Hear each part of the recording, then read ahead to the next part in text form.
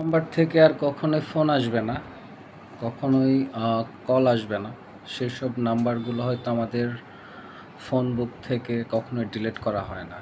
হয়তো যখন কোনো প্রয়োজনীয় কাজে আমরা কোনো নাম্বার খুঁজতে যাই, তখন যখন ওই নাম্বারগুলো আমাদের চোখে আসে, চোখের সামনে পড়ে, হয়তো স্ক্রল করতে থাকা ফোনের নাম্বারগুলো আমাদেরকে কিছু সময়ের জন্য থমকে দেয়, আমাদের কিছু সময়ের জন্য থামিয়ে দেয়। তখন অনেক স্মৃতি মনে পড়ে যায়, তখন অনেক কথা মনে পড়ে যায়, কিছু মানুষের কথা মনে পড়ে যায়।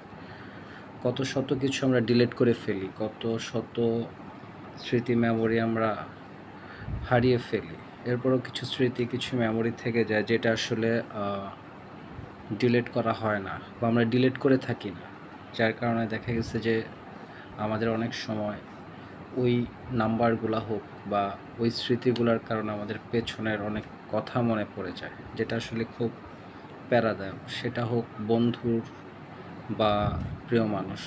মানুষ বদলায়, মানুষ বদলে যায়, এটাই স্বাভাবিক, এটাই সত্য, এটাই মেনে নিতে হবে।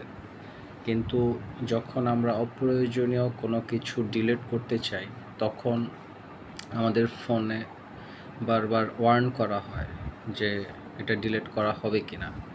অথচ আমরা চাইলেই আমরা হুট করেই কিছু মানুষের জীবন থেকে ডিলিট করে দিই, কিছু মানুষের জীবন থেকে চলে আসি, ফেলে আসি, কোনো প্রকার ওয়ার্ন ছাড়া, কোনো প্রকার অ্যালার্ম ছাড়া।